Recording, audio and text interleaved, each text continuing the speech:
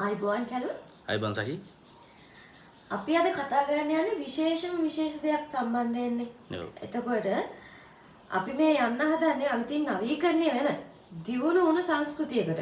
ඒකෙන් පස්සේ අපේ රටට ලැබෙන පිළිගැනීම දියුණුව පොහොසත් ජීවිතයක් කියන මේ දේ මේ වෙනකොට අපිට මහා විශාල විදිහට පේන්න තියෙනවා.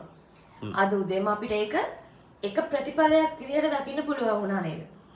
ඔව් ඇත්තටම මේ සචි දැන් අද උදේම මම දැක්කට පස්සේ මේක මං හිතන්නේ ඊයේ දාලා තිබ්බ නිවුස් එකක්.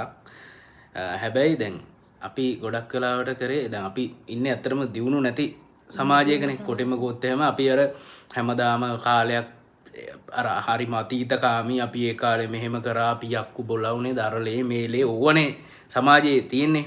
එතකොට ඊට පස්සේ කලුම් අර ඒක වෙනවම කට්ටියක් ඒක අර සෑහෙන කාලයක් පාලනය කරනවා. ඒක ධනපති පන්තිට විතරක් සල්ලි මුදල්ලේ හැමදේම වෙන විදිහට සලස්සගෙන ඒගොල්ලෝ තනිකරම ඒගොල්ලෝ ජාතිවාදී අවුස්සලා තමන්ගේ අර දූෂිත දේශපාලන වටපිටාව සකසගෙන රටේ මහජනතාව සූරා කෑමක් තමයි කරේ මෙච්චර. නිර්ධන පාන්තිකයා හැමදාම නිර්ධන පාන්තිකයා විදිහටම ඉන්න විදිහට වැඩ සැලැස්සුවා. ඒ වගේම ඔළුව හැදුවා අර අපේ හාමුලා සැපේ හිටිය ඉන්න අපිට එතකොට ආතල්ලක ඉන්න පුළුවන් වගේ එහෙම එකක් ඒගොල්ලෝ නිර්මාණය කරලා තියෙනවා.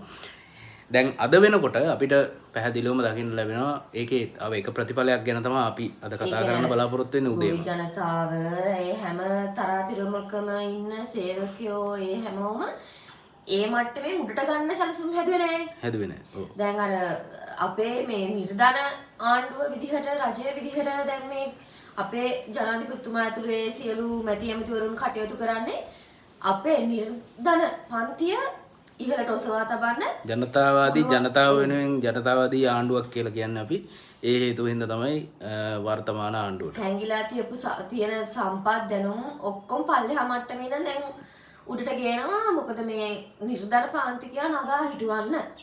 එතකොට ඒකෙම දැන් අපි මෙච්චර කාලයක් අපි දන්නේ දැන් උපරිම අපේ මිනිස්සු හිතුවොත් එහෙම හිතයි ගහක ගෙඩියක් හැදුනහම උපරිම ජූස් බාර් එකක් දාලා ජූස් හදනවා.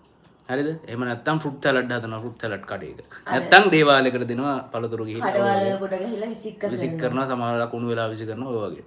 හැබැයි දැන් රට තුල නිෂ්පාදනය වෙන එක අතිරික්තයක් අපි රටට පිට රටට පටවල ඩොලර් අරගෙන එන මොන් ඔය වගේ අපි මීට අවුත් කියන්නේ කාලයක් තිස්සේ නම් ගොඩක් අය කතා කරපු එකක් නේ. හැබැයි කවුරුත් ඒක ක්‍රියාවට නැංවෙන්නේ නැහැ. නමුත් මේ වෙනකොට මම දැන් නිවුස් එක කියවන්න ශ්‍රී ලංකාවේ නැවුම් පළතුරු අපනයනේ ඓතිහාසික සන්ධිස්ථානයක් සන්නිහිටුවන් කරමින් නැවුම් අන්නාසි සහිත ප්‍රථම කන්ටේනරේ ඊයේ 21 වෙනිදා පාකිස්තාන වෙළඳ පොළ වෙත අපනයනය කිරීමට සාර්ථකව ඇසුරුම් කර තිබෙනවා. ඒක තාම ලංකාව ලැබපු ලොකු ජයග්‍රහණයක්. මම හිතන්නේ කොච්චර කාලයකට පස්සේද දන්නේ නැහැ මේ දේ සිද්ධ වුණේ අතන මේ වගේ එකක් ප්‍රථම වතාවට. එතකොට ශ්‍රී ලංකාවේ සහ පාකිස්තානයේ ජාතික ශාඛා ආරක්ෂණ සංවිධාන අතර පැවති දීර්ඝ තාක්ෂණික සාකච්ඡා සහ සමීප සහයෝගීතාවයේ ප්‍රතිඵලයක් ලෙසින් මෙම අපනයන අවස්ථාව උදා වී ඇති බවයි සඳහන් වෙන්නේ. එතකොට පාකිස්තානය විසින් වාර්ෂිකව ඇමරිකානු ඩොලර් මිලියන 10ක පමණ වටිනාකමකින් යුත් අන්නාසි මෙට්‍රික් ටොන් 2500 අතර ප්‍රමාණයක් ආනයනය කරනු ලබන අතර මිලියන 252ක පමණ ජනගහනයක් සහිත පාකිස්තානය ශ්‍රී ලංකාවේ අන්නාසි සහ ඉතා ඉහළ විභවයක් සහිත වෙළඳ පොළක් සැලකෙනවා. එතකොට දැනට තායිලන්තයේ සහ පිලිපීනයේ පාකිස්තාන වෙළඳ පොලේ ප්‍රධාන සැපයුම් කරුවන් ලෙස රැඳී සිටියද ශ්‍රී ලාංකේය අන්නාසි වලට ඇති සුවිශේෂී රසය උසස් ගුණාත්මක භාවය සහ නැවුම් බව මෙන්ම දෙරට අතර පවතින ගෝලීය සමීපත්වයේ හේතුවෙන් වෙළඳ පොලේ වැඩි කොටසක් හිමි කර ගැනීමට ශ්‍රී ලංකාව වෙනකොට සමත් වෙලා තියෙනවා. එතකොට මේක ශ්‍රී ලංකාව ලැබපු ලොකු ඓතිහාසික ජයග්‍රහණයක් ප්‍රථම වතාවට. එතකොට මීට කලින් ආපු ආණ්ඩු කරලා තියෙන දැන් උදාහරණයකට අපි ගත්තොත් එහෙම ලංකාවේ අන්නාසි තිබුණ නැද්ද? තව එකක් අපි කියන්න ඕන මේකම සංචාරය කරන්නේ නැද්ද? මේකම මම කියන්නම් තව එකක් අපි ගත්තහම ශ්‍රී ලංකාව දියුණු කරා කියලා ඒ කියන්නේ ශ්‍රී ලංකාව දියුණු කරා ශ්‍රී ලංකාවේ මාර්ග හැදුවා මේ රට දියුණු කරා සංවර්ධනය කරේ අපේ රජතුමා කියලා කට්ටියක් කියනවනේ.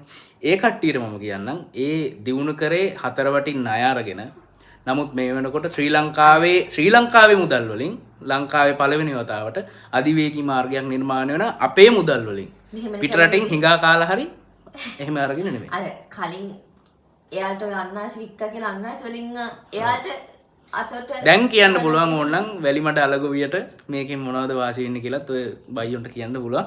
හැබැයි රටේ තත්ත්වය ඕනෝකයි එන්න සංවර්ධිත රටක් බවට පත් වෙනවා. අර අපි හැමදාම කියපු පොහොසත් රට ලස්සන ජීවිතය උදා වෙමින් මාකට් එකක් පවතිනවා. එහෙනම් ජය වේවා.